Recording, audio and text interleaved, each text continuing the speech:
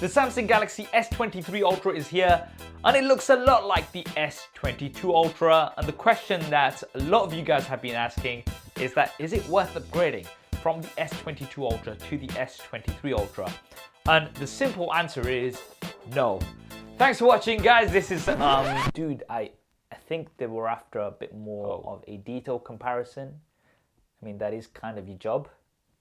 Okay.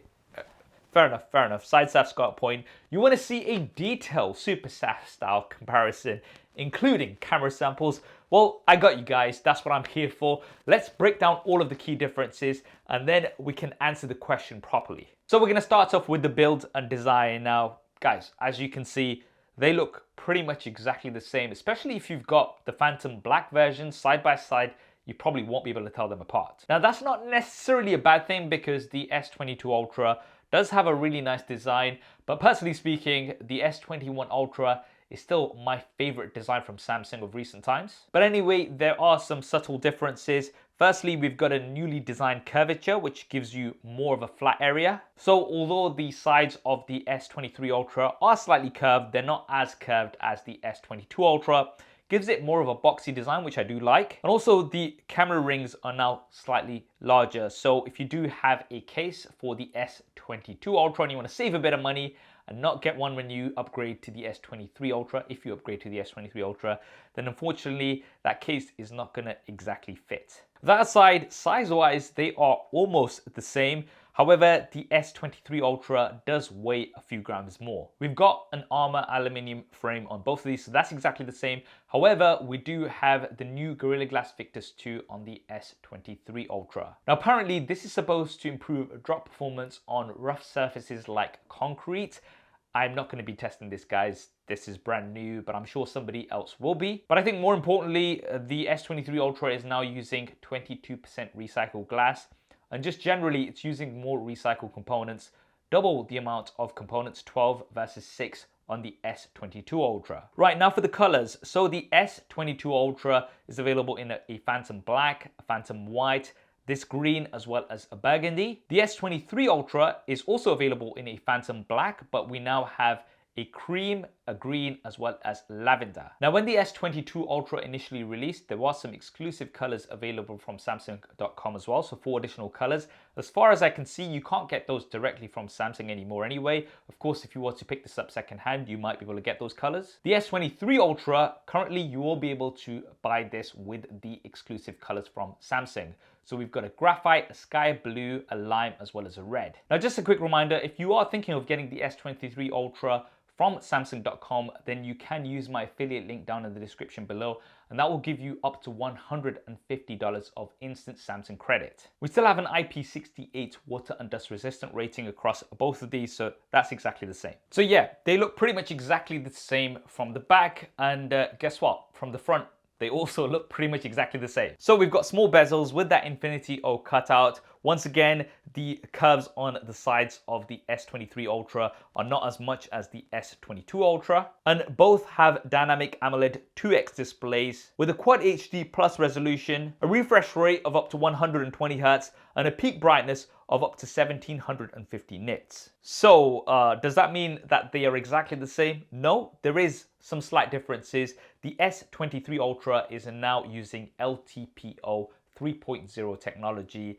So although the refresh rate is the same from 1 to 120 Hz, it is better at switching between those rates, which makes it more efficient. Also, the S23 Ultra has what Samsung call the Advanced Vision Booster, and this automatically adjusts the display based on the lighting in your environment.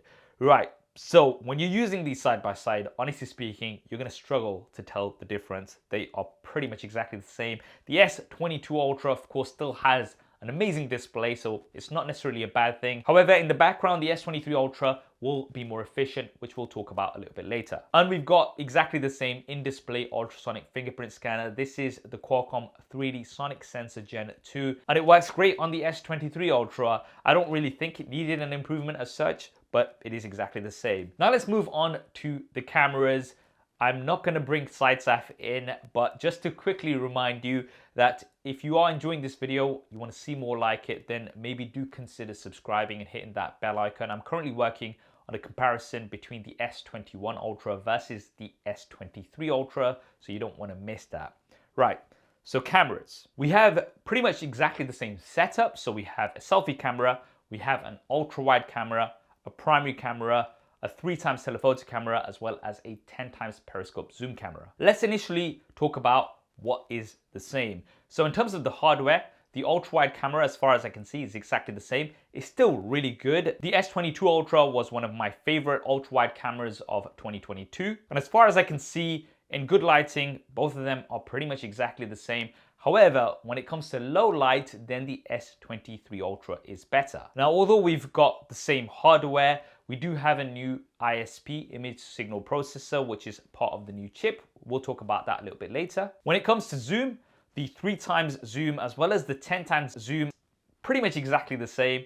Now, when we do extend that, like I was doing here, stalking these random people in the park, then at 30x, again, both are pretty much exactly the same to me. And at 100x, once again, very, very close. I can barely tell a difference between these two. So I went ahead and did some more tests, in particular on this sign, to see exactly how much difference there is. And once we get to 30x and especially 100x, you can notice that maybe there's a slight improvement. Is it drastic? No, definitely not. I think in most situations, when it comes to the zoom, you're probably not going to notice a difference. Now, the primary camera. So of course, we have the new flagship 200 megapixel camera on the S23 Ultra.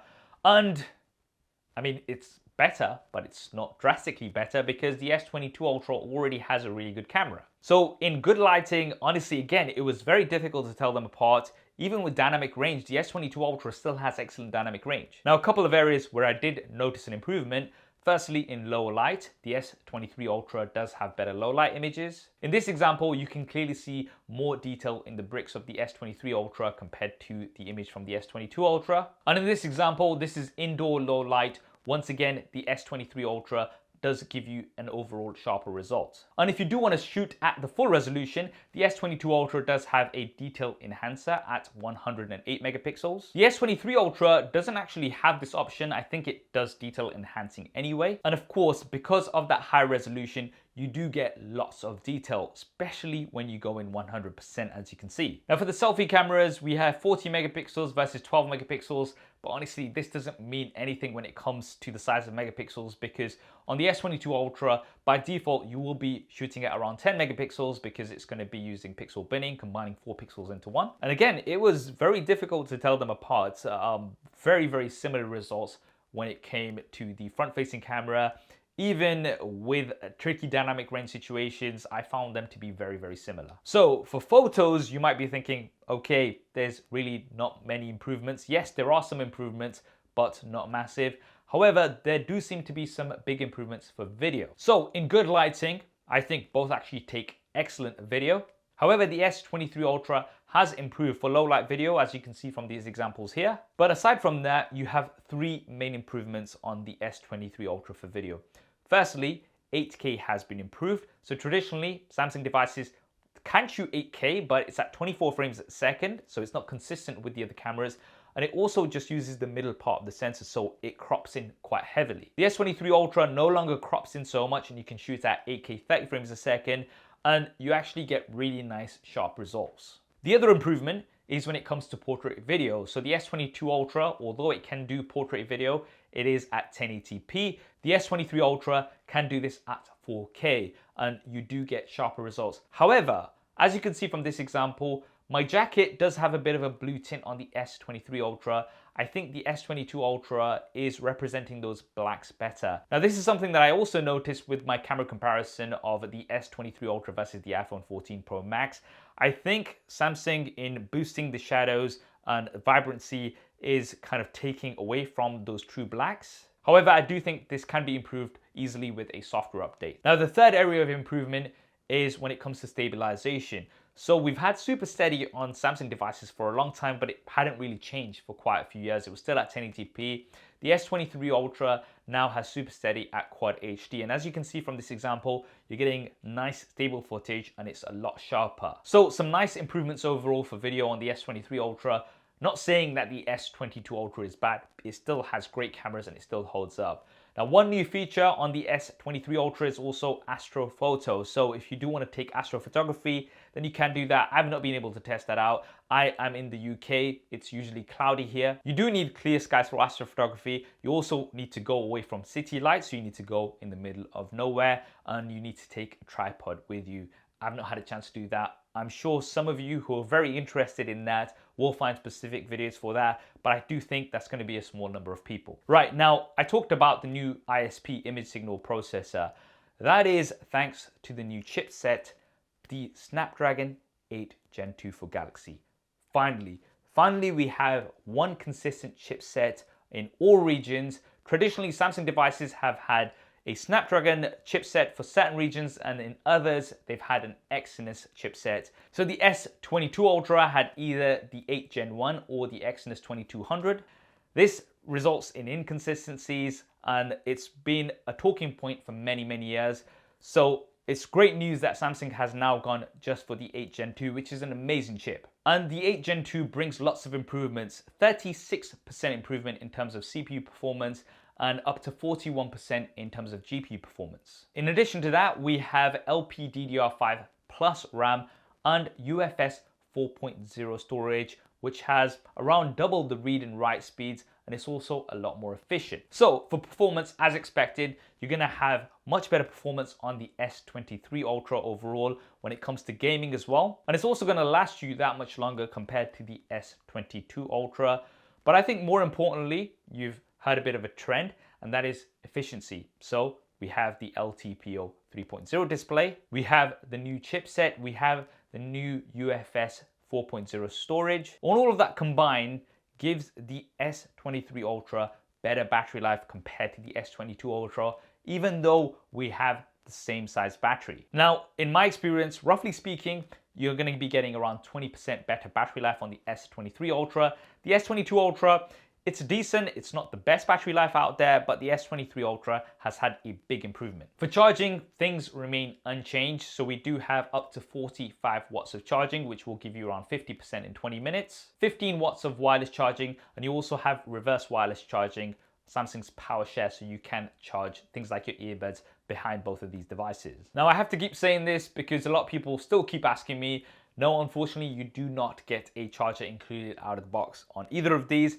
I have had a few of you guys from Brazil saying that because of your laws, Samsung does have to include a charger out of the box. So maybe that might differ in your particular region, but in most regions, pretty much all other regions, you're not going to get a charger included out of the box. So this is something that you're going to have to get separately. Right, now for the software, we do have Android 13 with One UI on top. The S23 Ultra currently has One UI 5.1. This should be coming soon to the S22 Ultra. And also, Samsung has promised 4 years of Android OS updates, as well as 5 years of security updates on the S23 Ultra. That means that it will be supported and updated longer compared to the S22 Ultra.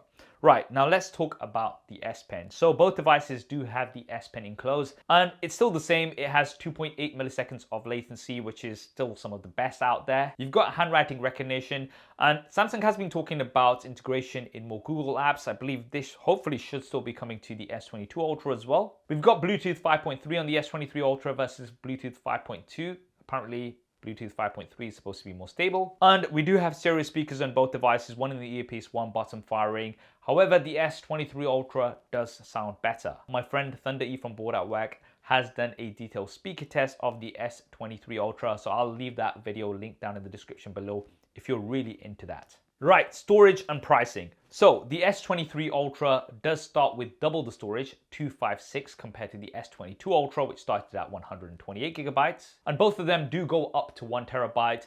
And no, there is no expandable storage on either of these. I have to still mention this because a few people still ask, but no, we haven't had expandable storage on a Galaxy S device for quite a while now. And pricing. So the S23 Ultra starts at the same price as the S22 Ultra did last year, so that's $1,200, but that is just in the US. In the UK and other regions, it does start at a higher price. However, the base model, now you will get double the storage, 256 instead of 128. And because the S22 Ultra has been out for a while now, I've had a look on Amazon. You can pick it up for around $900 or £900. Of course, you will be able to get it lower than that if you get it refurbished, renewed, or secondhand. However, because the S23 Ultra is the newer device, there are some pre-order deals like with my affiliate link, which is going to give you $150 of instant credit. But despite that, if you ask me the question, should you upgrade from the S22 Ultra to the S23 Ultra? My answer is still no, as it was from the start of this video. Yes, you are getting some nice updates on the S23 Ultra, in particular with that new chipset, which is going to give you much better performance as well as much better efficiency. And of course, those improvements to the cameras in particular for video. But personally speaking, I don't think that warrants an upgrade from the S22 Ultra to the S23 Ultra. However, if you are coming from maybe the S21 Ultra, the S20 Ultra, or something older, then I do think that the S23 Ultra is a good upgrade. And as mentioned, I am currently working on a detailed comparison like this, SuperSaf style, of the S21 Ultra versus the S23 Ultra. If you want to see that first, it's going to be coming in a few days. Don't forget to subscribe and hit that bell icon. And if you have one of those previous models and you're thinking of whether to buy the S22 Ultra or the S23 Ultra, personally speaking, I would go for the S23 Ultra, because with those pre-order deals and things like that, you're only going to be paying a couple of $100, maybe more, compared to the S22 Ultra, unless you get a really, really good deal on it. And that's going to bring you those improvements, and it's also going to last you that much longer. That's what I think anyway. What do you guys think? Drop me a comment below, let me know. If you want to see a detailed SuperSaf style camera comparison of the S23 Ultra versus the iPhone 14 Pro Max, I've covered that here. Maybe you're thinking you don't want to get the S23 Ultra and you want to try the S23 or the S23 Plus instead. Well, I've got you covered there as well in this video. I hope you enjoyed this video and found it useful. If you did, then do smash that like button for me. Thanks for watching. This is Saf on SuperSaf TV, and I'll see you next time.